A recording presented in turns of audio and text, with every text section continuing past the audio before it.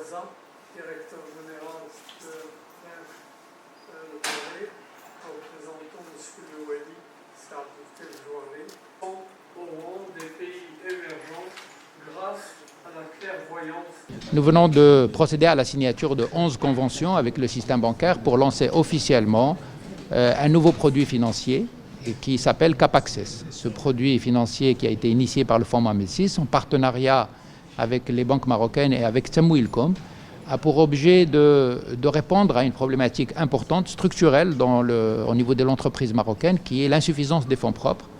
Et donc c'est une dette subordonnée qui répond à ce souci et qui permet effectivement de faire en sorte que l'entreprise marocaine qui possède un projet d'investissement et qui n'a pas les capitaux nécessaires pour accéder au crédit bancaire puisse recourir à ce mécanisme de CapAccess pour qu'elle puisse justement avoir le financement nécessaire pour réaliser son projet.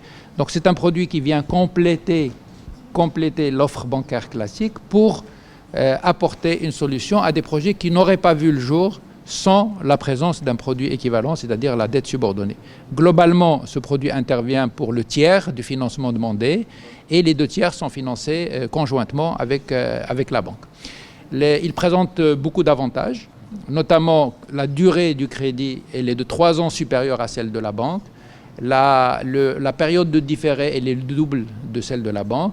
Et il est, comme on l'a dit, subordonné, donc il peut être assimilé à des quasi-fonds propres et donc permettre, comme on disait, de dépasser la contrainte qui est demandée par le système bancaire pour accéder au crédit.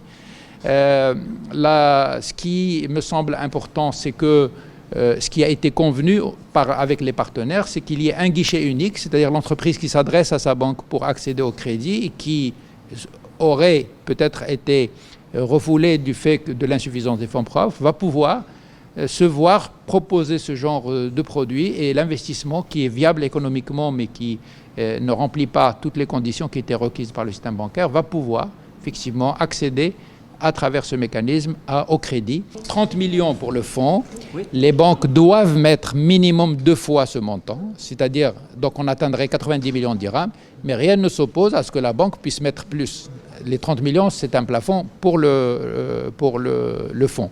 Par contre, ce qui est prévu également, c'est que ça c'est le standard et que tout ce qui est en dehors de ces standards doit passer par un comité ad hoc qui a été prévu dans le cadre des conventions et ça sera dans ce cas étudié au cas par cas, si l'intérêt le justifie, pourquoi pas. Les banques dans ce domaine réitèrent, renouvellent leur engagement, leur mobilisation pour réussir ce premier produit parce qu'elles sont les vis-à-vis, les interlocuteurs uniques donc des entreprises dans ce domaine en mettant les moyens humains, techniques, de communication, logistique pour justement assurer ce soutien, cet accompagnement des entreprises bénéficiaires. Ça va permettre aussi d'accélérer les investissements et de donner un souffle aux entreprises, quelle que soit leur taille, et aussi un accès à un coût qui est raisonnable et qui est correct.